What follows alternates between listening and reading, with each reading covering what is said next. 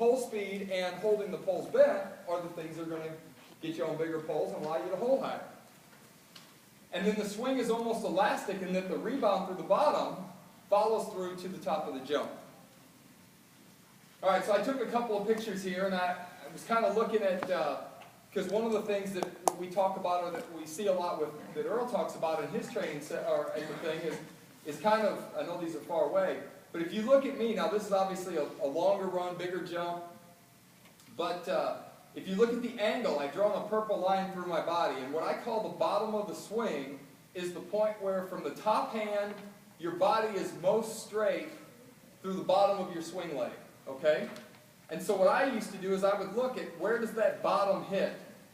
And I believe that the best way to hit bottom in the swing is you want to swing right at towards the bottom of the butt plug of the pole or slightly in front of that in order to get an elastic rebound that carries you around.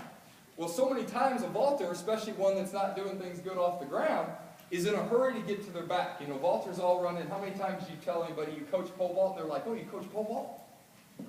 You know, everybody thinks you coach pole vault. You gotta pull down and drop your shoulders back. That's what pole vault is. Well, I found this video on YouTube, and I saw this guy jumping, and I thought, okay, this guy's probably about the same size as me. He did some things similar to me, but I kind of looked and I realized he was in a big hurry to get to his back off the ground.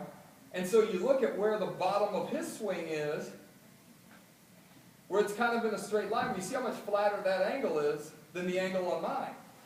The reason why mine was more up and down or perpendicular to the runway is because I was trying to follow through. I was keeping my chest forward and trying to really swing down at the ground a little bit, because what happens is, the rebound of that is that when I close off to the pole, when my feet come around to the pole, see how much higher my hips are relative to my shoulders, and see this guy misses it. Because his hips went out and he was a lot flatter through the bottom of the swing, the elastic rebound doesn't come around. It's not rotational anymore. You want your swing to create rotation on the pole. You don't want it to swing forward, because as it swings forward, then it just kind of falls back into the pole, the rotation part.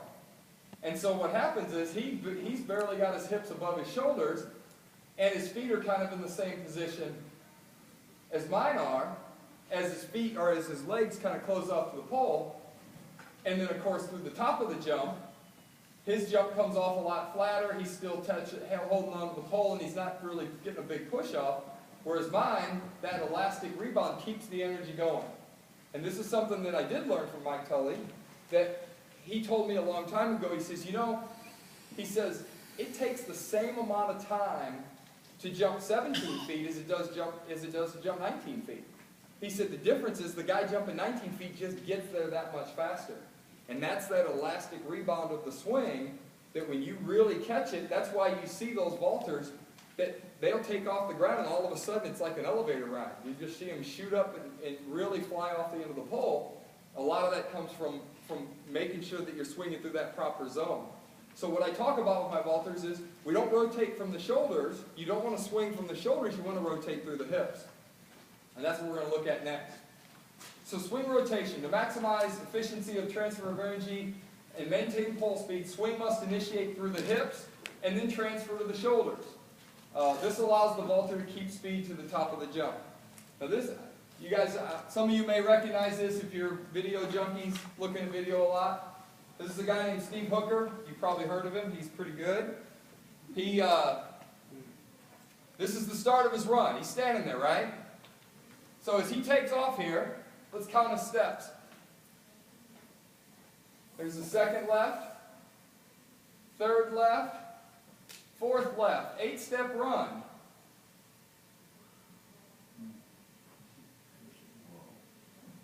$18.5. He ran for about 65 feet. He jumped 18.5. He told me he's jumped 18.7 actually from that run, which is pretty amazing. I never jumped that high from that run. There was a point, I saw Steve jump 19.11 in Boston a couple years ago, and I really think he should have broke the world record. He almost did actually. But the thing about the swing that I want to look at here is see how he hits in? But look how the rotation goes around his shoulders, or around through his hips. His shoulders are still quite a bit forward, but and sorry for the video being a little grainy here, but you see how much he swings? He initiates swing through the hips and really gets into a pike position with his arms extended, and even though you can't see the pole real clearly, it's where the laser is, he keeps a lot of space away from the pole. But from this point, it's easy for him just to rock his shoulders back and go up. A vaulter that is trying to go to his back too soon, that gets to here, I don't have the strength anymore. I don't have the momentum to get my feet around. But I do if I get to here and get my feet around to here, then it's just a simple rock back and turn upside down. And so what we see with Steve is that he's able to really give a, Earl used to tell me, you want a long, powerful stroke on the pole. When you come around, you want to be able to really grab a hold of that pole and lift your body up the pole, and that's why pole vaulters do power cleans. Essentially, if you get in the right position on the pole, you're just doing a big power clean upside down, and instead of pulling weight up your body, you're actually pulling your body up a pole, and you catch a lot of lift. You get a lot of energy out of the top of the jump. So swinging with straight arms. Swinging with straight arms is a defining characteristic of world-class vaulters. Every vaulter, while learning, has a strong tendency to pull down with the arms and initiate and assist swing.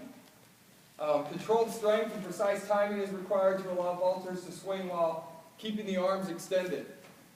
And so for vaulters that don't have a lot of strength, that's why